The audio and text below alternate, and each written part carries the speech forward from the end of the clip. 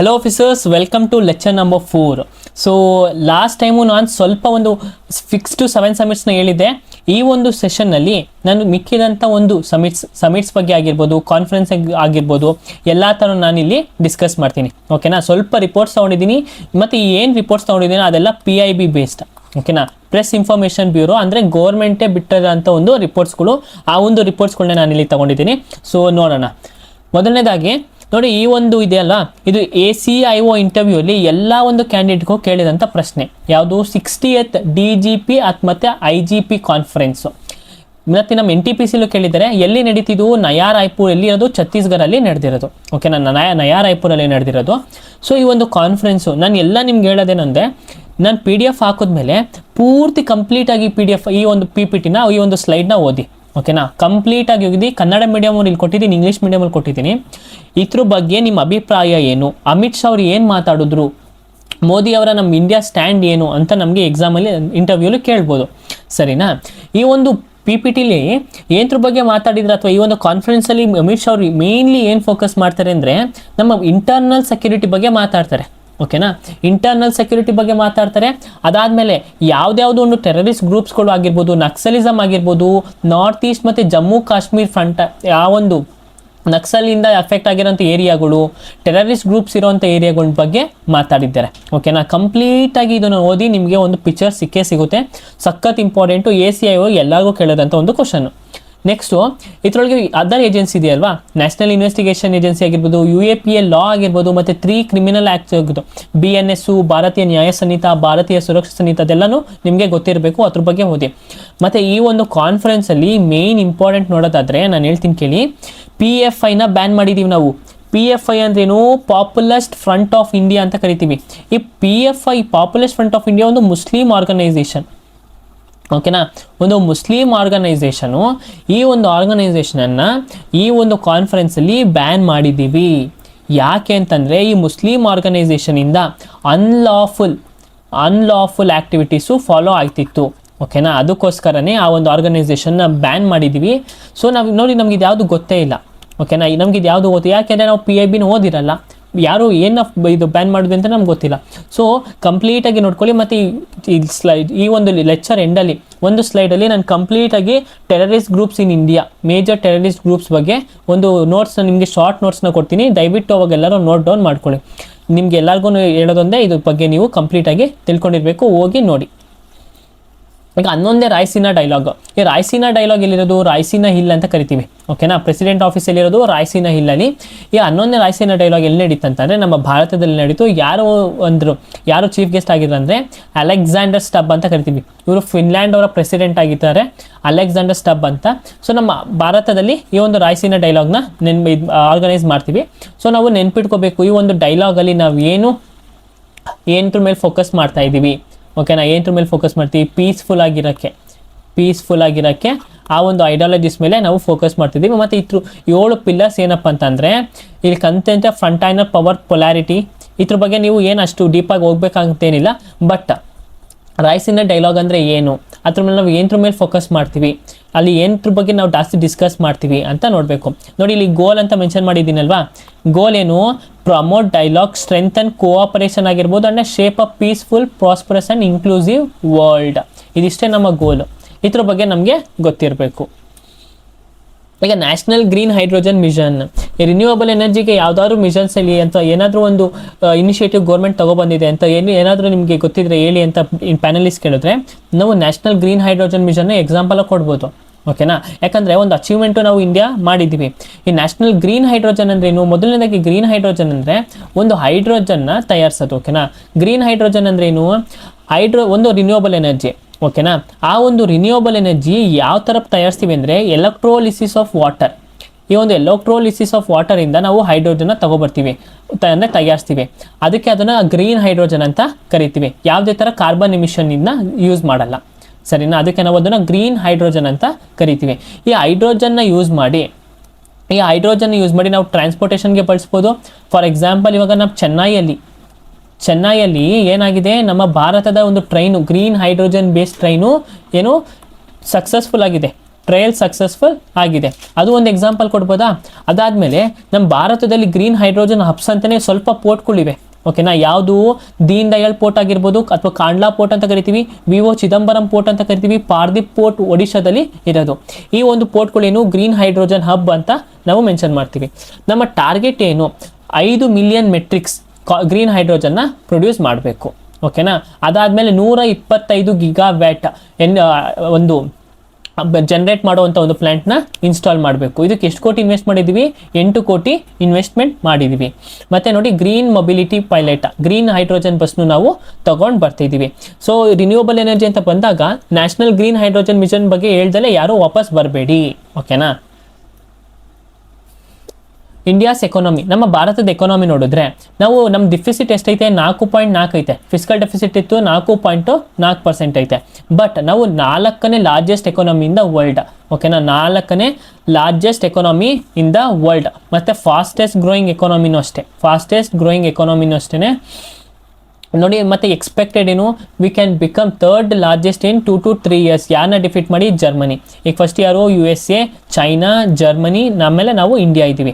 ಓಕೆನಾ, ಇನ್ 2 to 3 years ಏನಾಗುತ್ತೆ, India ಇಲ್ಲೋಗುತ್ತೆ, Germany ಇಲ್ಲಿ ಬರುತ್ತೆ. ಇಂಡಿಯಾ ಆದಮೇಲೆ ಯಾವುದು, ಇಂಡಿಯಾ ಮತ್ತು ಜಪಾನ್ ಒಂದೇ ಸ್ಥಾನದಲ್ಲಿ ಇದೆ. ನಾವು ಯಾರನ್ನ ಬೀಟ್ ಮಾಡಿದ್ವಿ, ಜಪಾನ್ನ ಬೀಟ್ ಮಾಡಿದ್ವಿ.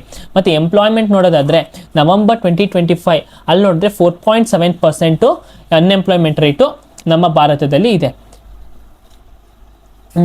ಈಗ AI ಫಾರ್ ಆಲ್, ಇವು AI ಫಾರ್, ನಮಗೆ AI ಒಂದು ಇಂಪಾರ್ಟೆಂಟ್ ಟಾಪಿಕ್ಕು. ಅವರು AI ಬಗ್ಗೆ ಅಡ್ವಾಂಟೇಜಸ್ಸು ಕೇಳ್ಬೋದು, ಡಿಸ್ಅಡ್ವಾಂಟೇಜಸ್ಸು ಕೇಳ್ಬೋದು. AI ಇಂಟರ್ನಲ್ ಸೆಕ್ಯೂರಿಟಿ ಬಗ್ಗೆ ಹೇಗೆ AI ವರ್ಕ್ ಮಾಡುತ್ತೆ ಅಂತಲೂ ಕೇಳ್ಬೋದು, ಅಥವಾ ಟೆರರಿಸಮ್ ಅಟ್ಯಾಕ್ ಮಾಡೋಕ್ಕೆ AI ಇಂದ ಏನೇನು ಉಪಯೋಗ ನಮಗೆ ಅಂತಲೂ ಕೇಳ್ಬೋದು. ಈಗ AI ಫಾರ್ ಆಲ್ ಅಂತ ಏನಂದರೆ, AI ಬಗ್ಗೆ ಕೇಳಿದಾಗ ಈ ಥರ ಒಂದು ಸಿಚುವೇಶನ್ ಏನೋ ಬಂದಾಗ ನೀವು ಒಂದು ಇದನ್ನು ಯೂಸ್ ಮಾಡ್ಕೋಬೋದು. AI ಫಾರ್ ಅಂದ್ರೇನು, ಅದೊಂದು ಸಿಟಿಸನ್, ಅದೊಂದು ಇನಿಷಿಯೇಟಿವ್. ಯಾರಿಗೆ, ಸಿಟಿಸನ್ ಆಫ್ ಇಂಡಿಯಾಗೆ ಒಂದು ಇನಿಷಿಯೇಟಿವ್. ಸೊ ಗೌರ್ಮೆಂಟ್ ತಂದಿರೋಂಥ ಒಂದು ಇನಿಷಿಯೇಟಿವ್, ಸರಿನಾ. ಈ ಒಂದು ಇನಿಷಿಯೇಟಿವಲ್ಲೇನು ಫ್ರೀ ಕೋರ್ಸಸ್ ಕೊಡ್ತಾರೆ. ಓಕೆನಾ, ಆರ್ಟಿಫಿಷಿಯಲ್ ಇಂಟೆಲಿಜೆನ್ಸ್ ಬಗ್ಗೆ ನಮಗೆ ಅರಿವಾಗೋಕ್ಕೆ ಫ್ರೀ ಕ್ಲಾಸಸ್ ಸಿಗುತ್ತೆ. ಎಷ್ಟು ಜನಕ್ಕೆ ಅಂದರೆ ನಿಯರ್ಲಿ 1 crore ಅಂದರೆ 10 ಮಿಲಿಯನ್ ಪೀಪಲ್ ಗಂಟ ಒಂದು ಫ್ರೀ ಕೋರ್ಸು, AI ಬಗ್ಗೆ ಫ್ರೀ ಕೋರ್ಸು. ಯಾರು ಲಾಂಚ್ ಮಾಡಿದ್ದಾರೆ, ministry of electronics and information technology ಅವರು ಇಂಡಿಯಾ AI ಮಿಷನ್ ಆ ಒಂದು ಅಡಿ ಕೆಳಗಡೆ ಇದನ್ನು AI ಫಾರ್ ಆಲ್ ಅಂತ ಮೆನ್ಷನ್ ಮಾಡಿದ್ದಾರೆ. ಸೊ ನಾವೀಗ AI ಬಗ್ಗೆ ಎಜುಕೇಷನ್ ತಿಳ್ಕೊಬೇಕಂದ್ರೆ, AI ಲಿಟ್ರೇಸಿ ಇರಬೇಕಂದ್ರೆ, ಸೊ ನಮ್ಮ ಗೌರ್ಮೆಂಟ್ ಏನು ತಂದಿದೆ, AI ಫಾರ್ ಆಲ್ ಅಂತ ತಂದಿದೆ. ಈಗ ಕರೆಂಟ್ ನ್ಯೂಸ್, ಇದು ಕರೆಂಟ್ ಅಫೇರ್ಸ್ ಅಲ್ವಾ. ಸೊ ನಾವು ಕೇಳಿದಾಗ ಕರೆಂಟ್ ಅಫೇರ್ಸ್ ಹೇಳಿದ್ರೆ ಅವ್ರಿಗೆ ಜಾಸ್ತಿ ಖುಷಿ ಆಗುತ್ತೆ. ನಾವು ಯಾವುದೋ ಹಿಂದಿನ ಕಾಲದ 2020 ಬಂದಂಥ ಒಂದು ಟೆಕ್ನಾಲಜಿನ ಹೇಳಿದ್ರೆ ಅವ್ರಿಗೆ ಯಾವುದೂ ಇಷ್ಟ ಆಗಲ್ಲ. ಓಕೆನಾ. ಸೊ ಇದೇನೋ ಇಂಡಿಯಾ AI ಮಿಷನ್ ಕೆಳಗಡೆ AI ಫಾರ್ ಆಲ್ ಅಂತ ಎಲ್ಲರಿಗೂ ಫ್ರೀಯಾಗಿ AI ಬಗ್ಗೆ ಒಂದು ಅರಿವು ಆಗೋಕ್ಕೆ ಒಂದು ಕ್ಲಾಸ್ ಕೊಡ್ತಾರೆ. ಎಷ್ಟು, 4.5 ಅವರ್ ಕ್ಲಾಸು. ಓಕೆನಾ. ಈಗ next India AI impact summit. ಇದು AI ಇಂಪ್ಯಾಕ್ಟ್ ಮೇಲೆ, AI ಮೇಲೇ ಏನ್ರ ಮೇಲೆ ಫೋರ್ಕ್ ಮಾಡ್ತಾರೆ, ನಾನು ನೆನ್ನೆನೇ ಹೇಳಿದೆ. ಎಥಿಕಲ್ ಗವರ್ನೆನ್ಸ್, ಏನು ಎಥಿಕಲ್ ಗವರ್ನೆನ್ಸ್, ಒಳ್ಳೆಯ ಉದ್ದೇಶಕ್ಕಾಗಿ AIನ ಬಳಕೆ ಮಾಡುವುದು. ಓಕೆನಾ. ಅದು 7 ಚಕ್ರಾಸ್ ಐತೆ, ಅಗ್ರಿಕಲ್ಚರ್ ಎಲ್ಲ ಇದಂತ ನಾನು ನೆನ್ನೇನು ಹೇಳಿದ್ದೀನಿ. ಇದು ಒಂದ್ಸಲಿ ಕಣ್ಣಾಯಿಸಿ. ಈಗ ಕೋಡ್ ಆನ್ ಸೋಷಲ್ ಸೆಕ್ಯೂರಿಟಿ. ಈಗ ನನಗೆ ಮೆಸೇಜ್ ಮಾಡಿದ್ರಿ, ಸರ್ ನಾನು ಸ್ವಿಗ್ಗಿ ಮಾಡ್ತಿದ್ದೀನಿ, ಝೊಮ್ಯಾಟೊ ಮಾಡ್ತಿದ್ದೀನಿ, ರ್ಯಾಪಿಡೋ ಮಾಡ್ತಿದ್ದೀನಿ, ನಾನು ಹಾಕ್ಬೋದಾ, ಅಂದರೆ SSQ ಫಾರ್ಮಲ್ಲಿ ಮೆನ್ಷನ್ ಮಾಡ್ಬೋದು ಅಂತ. ಖಂಡಿತವಾಗ್ಲೂ ಮೆನ್ಷನ್ ಮಾಡ್ಬೋದು. ಬಟ್ ಇನ್ ಕೇಸ್ ಅದನ್ನು ನೋಡ್ಬಿಟ್ಟು ಅವ್ರೇನಾದ್ರು ಕ್ವಶನ್ ಮಾಡಿದ್ರೆ, ಈಗ ಗಿಗ್ ವರ್ಕರ್ ಏನೇನು ಪ್ರಾಬ್ಲಮ್ ಫೇಸ್ ಮಾಡ್ತಾರೆ ಅದು ನಮಗೆ ತಿಳಿಸಿ. ಗಿಗ್ ವರ್ಕಿಂಗಲ್ಲಿ ಅಡ್ವಾಂಟೇಜಸ್ ಏನು, ಡಿಸ್ಅಡ್ವಾಂಟೇಜಸ್ ಏನು, ಅದೆಲ್ಲದ್ರ ಬಗ್ಗೆ ನೀವು ತಿಳ್ಕೊಂಡಿರ್ಬೇಕಾ. ನೆಕ್ಸ್ಟು ಗೌರ್ಮೆಂಟಿಂದ ಏನೇನು ಇನಿಷಿಯೇಟಿವ್ ತೊಗೊಂಡು ಬಂದಿದ್ದಾರೆ ಯಾವುದು ಗಿಗ್ ವರ್ಕರ್ಗಳಿಗೆ, ಅದನ್ನು ನಮಗೆ ಗೊತ್ತಿರಬೇಕು. ಫಾರ್ ಎಕ್ಸಾಂಪಲ್, ಇವಾಗ ಕೋಡ್ ಆನ್ ಸೋಷಲ್ ಸೆಕ್ಯೂರಿಟಿ 2020, ಈ ಗಿಗ್ ವರ್ಕರ್ ಬಗ್ಗೆ ನೋಡೋದಾದರೆ ನಮ್ಮ ಕರ್ನಾಟಕ ಮೊದಲನೇ ಸ್ಥಾನ. ಇವ್ರಿಗೇನಾದರೂ ಒಂದು ಸೆಕ್ಯೂರಿಟಿ ಕೊಡಬೇಕು, ಪಾಪ ಗಿಗ್ ವರ್ಕರ್ಸ್ ಅವ್ರಿಗೆ ಮಿನಿಮಮ್ ಬೇಸ್ ಪೇ ಇರಬೇಕು ಅಂತ ಎಲ್ಲನೂ ಕರ್ನಾಟಕ ಗೌರ್ಮೆಂಟು ಜಾಸ್ತಿ ಇನಿಷಿಯೇಟಿವ್ನ, ಅಂದರೆ ಅವ್ರಿಗೆ ಏನಾದ್ರು ಒಂದು ಸೋಷಲ್ ಸೆಕ್ಯೂರಿಟಿನ ಪ್ರೊವೈಡ್ ಮಾಡಬೇಕು ಅಂತ ನಮ್ಮ ಕರ್ನಾಟಕ ಗೌರ್ಮೆಂಟು ಜಾಸ್ತಿ ಒದಲಾಡಿದೆ. ಓಕೆನಾ. ಸೊ ಅದ್ರ ಬಗ್ಗೆ ಗೊತ್ತಿರಬೇಕು. ಈಗ ಗಿಗ್ ವರ್ಕರ್ ಆಗ್ತಿದ್ದೀನಿ ಅಂತಂದರೆ ನೀವು ಅದ್ರ ಬಗ್ಗೆ ಎಲ್ಲ ತಿಳ್ಕೊಂಡಿರಬೇಕು. ಅದ್ರ ರಿಲೇಟೆಡ್ ಕೋಡ್ ಆನ್ ಸೋಷಲ್ ಸೆಕ್ಯೂರಿಟಿನೂ ಅದು ನಿಮಗೆ ನೆನಪಿರಬೇಕು. ಈ ಒಂದು ಸೋಷಲ್ ಸೆಕ್ಯೂರಿಟಿ ಕೋಡು ನಿಯರ್ಲಿ 9 ಲಾಗಳನ್ನ ಮರ್ಜ್ ಮಾಡ್ಕೊಳ್ಳುತ್ತೆ. 18 ಸಬ್ ಲಾಗಳನ್ನೂ ಕೂಡ ಮರ್ಜ್ ಮಾಡ್ಕೊಳ್ಳುತ್ತೆ. ಮೇಜರ್ ಆಗಿನೂ 9 ಲಾಗಳನ್ನ ಮರ್ಜ್ ಮಾಡ್ಕೊಳ್ಳುತ್ತೆ. ಅಥವಾ ಮೆಟರ್ನಿಟಿ ಬೆನಿಫಿಟ್ ಆಗಿರ್ಬೋದು, ಗ್ರ್ಯಾಟಿಟ್ಯೂಡ್ ಇರ್ಬೋದು, ಇದೆಲ್ಲ ಒಂದೊಂದು ಆ್ಯಕ್ಟ್ ಸಪ್ರೇಟಾಗಿ ರೂಲ್ಸ್ ಇತ್ತಲ್ವಾ. ಈಗ ಒಂದೇ ಕೋಡಲ್ಲಿ ಎಲ್ಲದಕ್ಕೂ ಒಂದೇ ರೂಲ್ಸು. ಓಕೆನಾ. ಒಂದೇ ಕೋಡ್ ಹೋದ್ರಲ್ಲಿ ಅದರೊಳಗೆ ನಿಮಗೆ ನಾನಾ ಥರದ ರೂಲ್ಸ್ ಸಿಗುತ್ತೆ, ಒಂದೊಂದು ಸೆಕ್ಷನ್ಗೆ ಒಂದೊಂದು ಥರ ಅಂತ. ಅದನ್ನು ಕೋಡ್ ಆನ್ ಸೋಷಿಯಲ್ ಸೆಕ್ಯೂರಿಟಿ 2020 ಅಂತ ಕರಿತೀವಿ. ಇದು ಒಂದು ಲೇಬರ್ ರಿಫಾರ್ಮ್ ಲಾಸ್. ಓಕೆನಾ. ಇದರೊಳಗೆ ನಾವು ಯೂನಿವರ್ಸಲ್ ಕವರೇಜ್ ಅಂತ ಮಾತಾಡೋದು ನೋಡಿದ್ರೆ ನಾವು ಯಾರನ್ನ ಇನ್ಕ್ಲೂಡ್ ಮಾಡಿದ್ದೀವಿ, ಗಿಗ್ ವರ್ಕರ್ಸ್ನು ಇನ್ಕ್ಲೂಡ್ ಮಾಡಿದ್ದೀವಿ. ಗಿಗ್ ವರ್ಕರ್ಸ್ ಆಗಿರ್ಬೋದು, ಪ್ಲಾಟ್ಫಾರ್ಮ್ ವರ್ಕರ್ಸ್ ಆಗಿರ್ಬೋದು, ಸ್ವಿಗ್ಗಿ, ಝೊಮ್ಯಾಟೊ, ಊಬರ್, ಓಲಾ, ಬೆಂಗಳೂರಲ್ಲಿ ಜಾಸ್ತಿ ಇದು ಮಾಡ್ತಾರಲ್ಲ ಅಂಥವ್ರನ್ನೂ ಮಾಡ್ಬೋದು. ಸೊ ಯಾರ್ಯಾರು ನೀವೇನಾದ್ರು ಮೆನ್ಷನ್ ಮಾಡ್ತಿದ್ರೆ you are free to mention, you are welcome to mention. But ಇದ್ರ ಬಗ್ಗೆ ನೀವು ಸ್ಟಡಿ ಮಾಡ್ಕೊಂಡು ಹೋಗಿರಿ. ನೀವು ಮಾಡ್ತಿರೋ ಕೆಲಸದ ಮೇಲೆ ನಿಮ್ಗೆ ಅರಿವಿಲ್ಲ ಅಂತಂದರೆ ಅಲ್ಲಿ ನಮಗೆ ಬ್ಲ್ಯಾಂಕ್ ಆಗಿಬಿಡ್ತೀವಿ, ಏನು ಹೇಳಿಲ್ಲ, ಒಂದು ಕ್ವಶನ್ ಹೇಳಿ ಅಂದರೆ ಬ್ಲ್ಯಾಂಕ್ ಆಗಿಬಿಡ್ತೀವಿ. ಸೊ ಏನೋ ಹಾಕ್ಬಿಟ್ಟು ನಾವು ಓದ್ಕೊಂಡು ಹೋಗೋಕ್ಕಿಂತ ಓದ್ಕೊಂಡು ಹಾಕೋದನ್ನ ಬೆಸ್ಟ್ ಅಂತ ಕರಿತೀವಿ. ಸೊ ಯಾರ್ಯಾರು ಆಗ್ತಿದ್ದೀರಾ ಕೋಡ್ ಆನ್ ಸೋಷಿಯಲ್ ಸೆಕ್ಯೂರಿಟಿ ಬಗ್ಗೆ ನಿಮಗೆ ಅರಿವಿರಲೇಬೇಕು. ಈಗ HPV ವ್ಯಾಕ್ಸಿನೇಷನ್ ಕ್ಯಾಂಪೇನ್ 2026 ಇಂಟರ್ವ್ಯೂ ಪ್ಯಾನಲಿಸ್ಟಲ್ಲಿ ವುಮೆನ್ ಬಗ್ಗೆ ಕೇಳ್ತಾರೆ. ವುಮೆನ್ ಎಂಪವರ್ಮೆಂಟ್ ಬಗ್ಗೆ ಆಗಿರ್ಬೋದು. ನಾನು ನೆನ್ನೆ ಜೆಂಡರ್ ಗ್ಯಾಪ್ ರಿಪೋರ್ಟ್ ಬಗ್ಗೆ ಕೊಟ್ಟಿದ್ದೆ, ಈಕ್ವಾಲಿಟಿ ರಿಪೋರ್ಟ್ ಬಗ್ಗೆ ಕೊಟ್ಟಿದ್ದೆ. ಅದೇ ಥರ ಈಗ ವುಮೆನ್ ಬಗ್ಗೆ ಮಾತಾಡೋದಾದರೆ ಏನೇನು ತೊಂದರೆ ನಮ್ಮ ಭಾರತದಲ್ಲಿ ವುಮೆನ್ ಇನ್ನೂ ಫೇಸ್ ಮಾಡ್ತಿದ್ದಾರೆ ರಿಲೇಟೆಡ್ ಟು ಹೆಲ್ತ್ ಅಂತ ಬರೋದಾದರೆ they are majorly facing cervical cancer. ಓಕೆನಾ.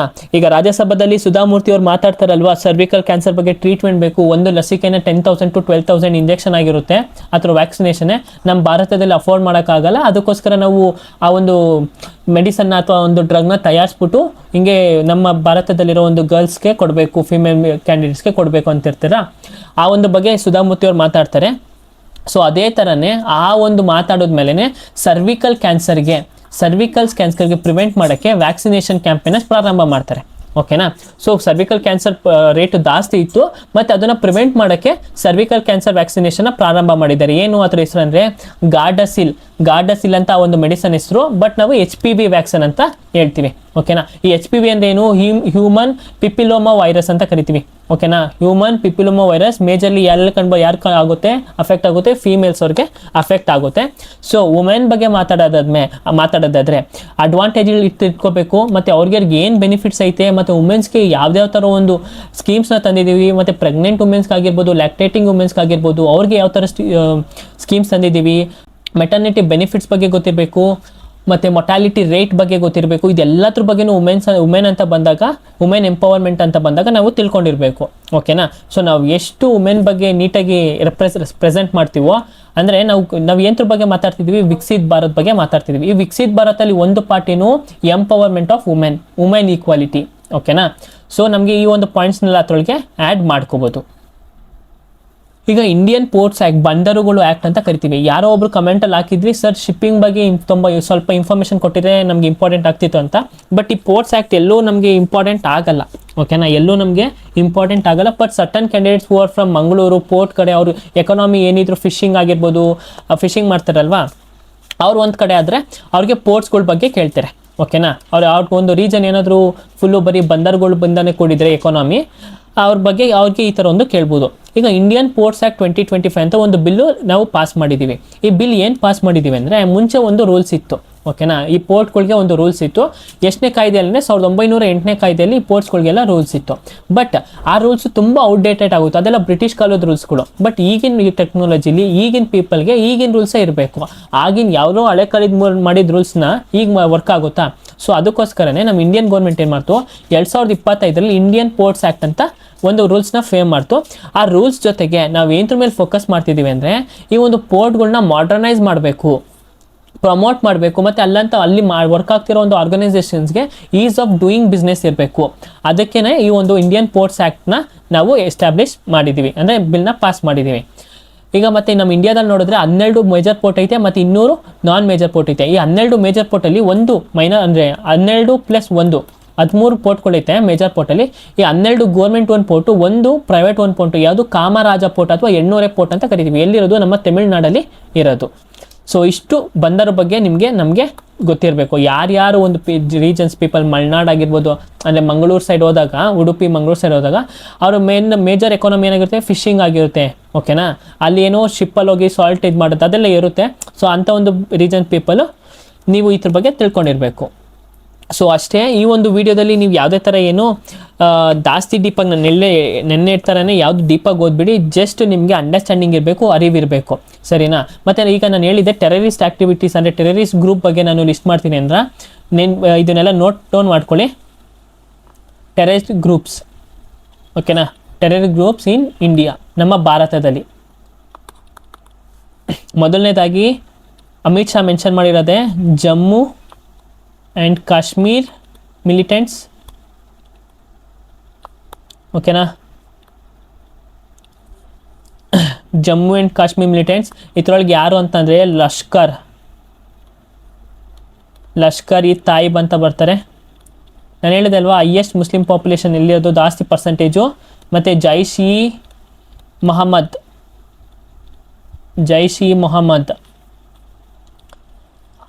ಹೈಜ್ಬುಲ್ ಮಜುದ್ದೀನ್, ಇದೆಲ್ಲ ಮುಸ್ಲಿಮ್ಸ್ ನೇಮ್ಸೇ, ಮುಸ್ಲಿಂ ಟೆರರಿಸ್ಟ್ ಗ್ರೂಪ್ಸ್ ನೇಮ್ಸೇ, ಜಮ್ಮು ಕಾಶ್ಮೀರಲ್ಲಿ ಬರುವಂಥ ಒಂದು ಗ್ರೂಪ್ಸು. ನೆಕ್ಸ್ಟು ಇಲ್ಲಿ ಲೆಫ್ಟ್ ವಿಂಗ್ ಎಕ್ಸ್ಟ್ರೀಮಿಟ್ಸ್. ನಿಮಗೆ ಪ್ರೊನೌನ್ಸ್ ಮಾಡೋಕ್ಕೆ ಬರಲ್ಲ ಅಂದ್ರೂ ಪರವಾಗಿಲ್ಲ, ಹೇಳ್ಬೇಕಷ್ಟೇ. Left wing ಎಕ್ಸ್ಟ್ರೀಮಿಟ್ಸ್. ಓಕೆನಾ, ಯಾವ ಒಂದು ರೀಜನ್ ಅಂದರೆ ಈ ಒಂದು ಲೆಫ್ಟ್ ವಿಂಗ್ ಎಕ್ಸ್ಟ್ರೀಮಿಟ್ಸ್ ಏನಂತ ಯಾಕೆ ಕರಿತೀವಿ ಅಂದರೆ, ನಕ್ಸಲೈಟ್ಸ್ ಇರೋವಂಥ ರೀಜನ್.